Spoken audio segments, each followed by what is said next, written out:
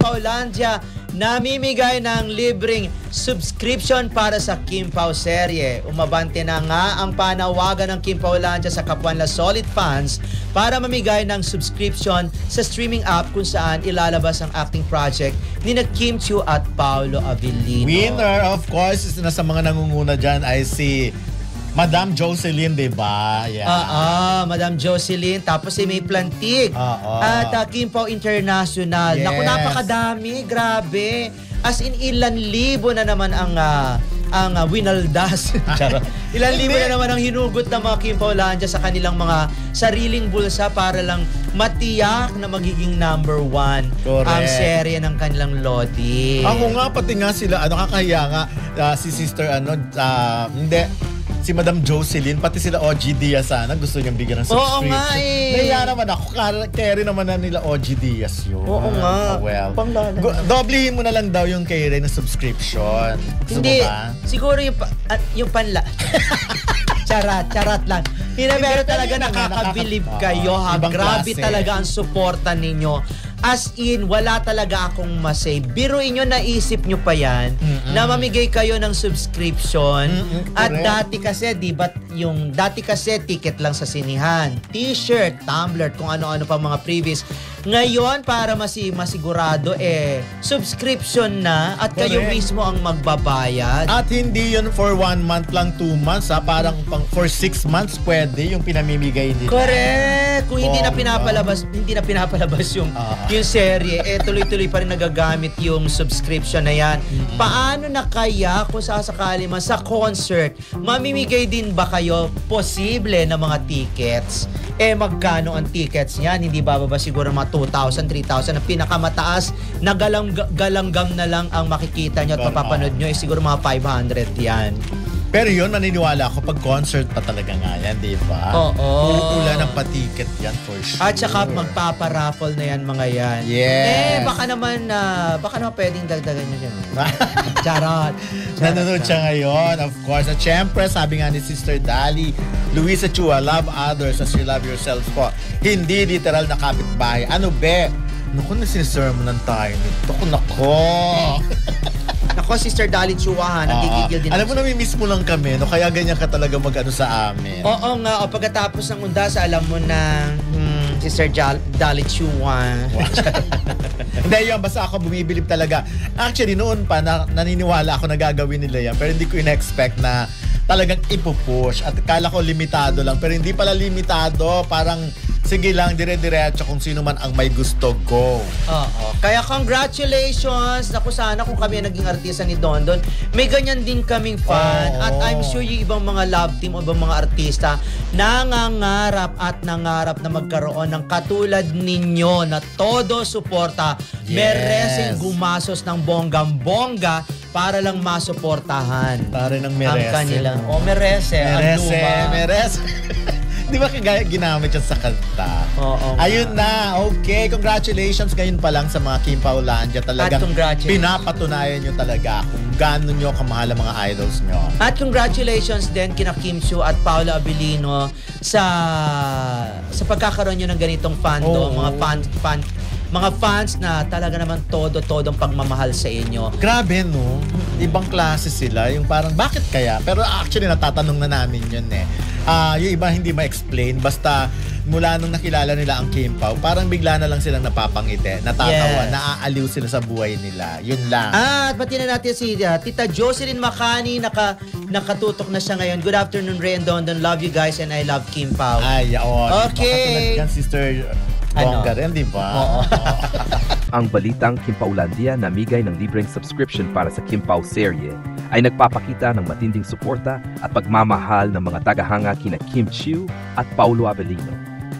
Ang hakbang na ito ng Kim Paulandia, ang solid fan community ng Kim Pao, ay hindi lang basta simpleng giveaway, kundi isang simbolo ng pagkakaisa at dedikasyon ng fandom para maipalaganap pa ang proyekto ng kanilang iniidolo.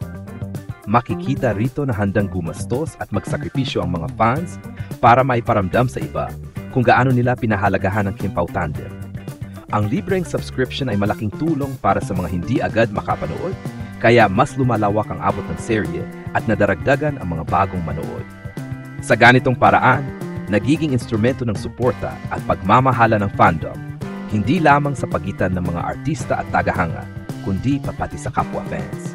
Nakakatuwang makita na ang fandom culture sa Pilipinas ay may puso, malasakit, at tunay na pagkakaisa. Napaka-inspiring ng ginawang ito ng Kim Paulandia. Ipinapakita nitong hindi lang sa online trending natatapos ang fandom support, kundi may konkretong aksyon para tulungan ang proyekto ng kanilang mga iniidolo. Sa panahon ngayon na napakaraming palabas at love teams, ang ganitong klaseng suporta ay nagpapatunay kung bakit matatag at buhay na buhay ang Kim Pao fandom.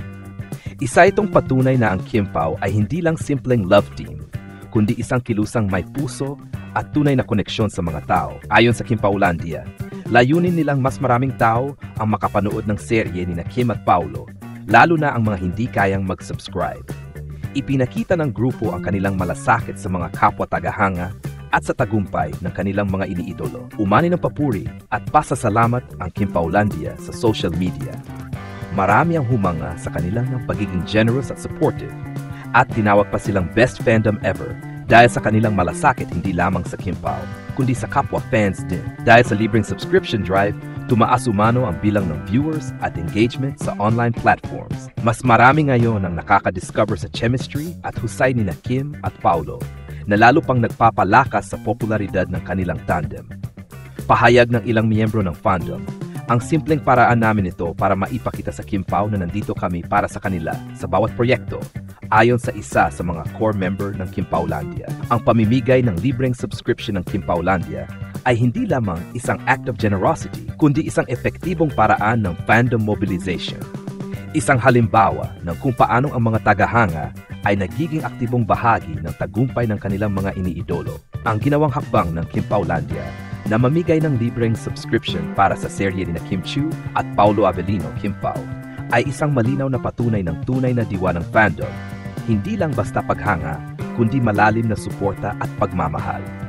Sa panahon ngayon na napakaraming kompetisyon sa industriya ng showbiz, napakahalaga ng ganitong uri ng pagkakaisa mula sa mga tagahanga. Ang Kim Paulandia ay hindi lang basta grupo ng fans. Isa silang komunidad na may puso, nagkakaisa sa isang layunin, ang itaguyod ang tagumpay ng kanilang mga iniidolo. Ang pamimigay ng libreng subscription ay hindi lamang simpleng kabutihan, kundi isang makabuluhang paraan upang palawakin ang abot ng proyekto ni Kim at Paulo.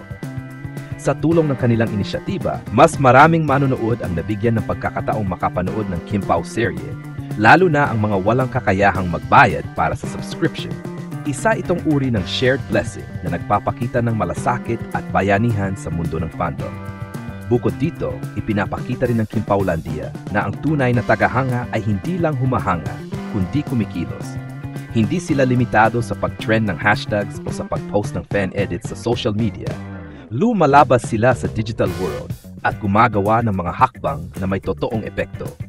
Ipinapakita nilang may kapangyarihan ng fandom na magbigay ng inspirasyon at magpasaya sa iba, habang sabay na tinutulungan ang kanilang mga iniidolo na mas makilala at mas suportahan ng publiko.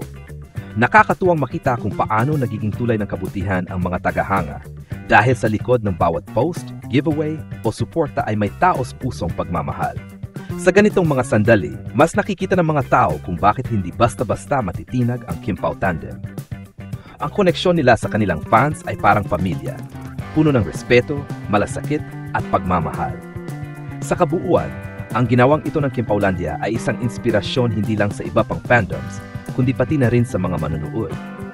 Pinapaala nitong sa panahon ng kompetisyon at ingay sa showbiz, may mga taong tapat, totoo, at may malasakit na handang magbigay at magbahagi para sa tagumpay ng mga taong kanilang sinusuportahan. Ang masasabi ko sa balitang, Kim Paulandia namigay ng libreng subscription para sa Kim Pao serye, ay tunay itong nakakabilib at nakaka-inspire. Sa panahon ngayon na maraming fans ang nakatuon lamang sa online hype, ang ginawa ng Kim Paulandia ay nagpapakita ng totoong diwa ng suporta at pagkakaisa.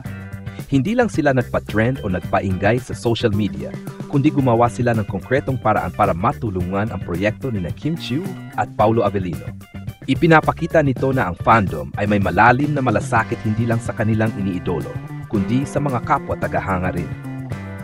Ang pagbibigay ng libreng subscription ay isang napakagandang hakbang para mapalawak ang audience ng serye at para maramdaman ng mga tao na bahagi sila ng Kim Pao journey. Makita rin dito kung gaano kalakas at kasolid ang Kim Paulandia. Hindi lang sila taga-suporta, sila ay mga ambag na tagapagtaguyod ng tagumpay ng Kim Pao.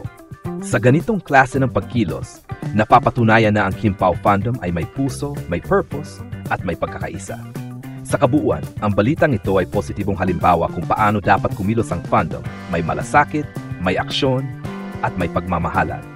Isa itong paalala na kapag nagkaisa ang mga tagahanga sa isang layunin, kaya nilang magdulot ng tuntunay na pagbabago at inspirasyon, hindi lamang sa showbiz, kundi sa bawat taong nakakasaksi sa kanilang kabutihan.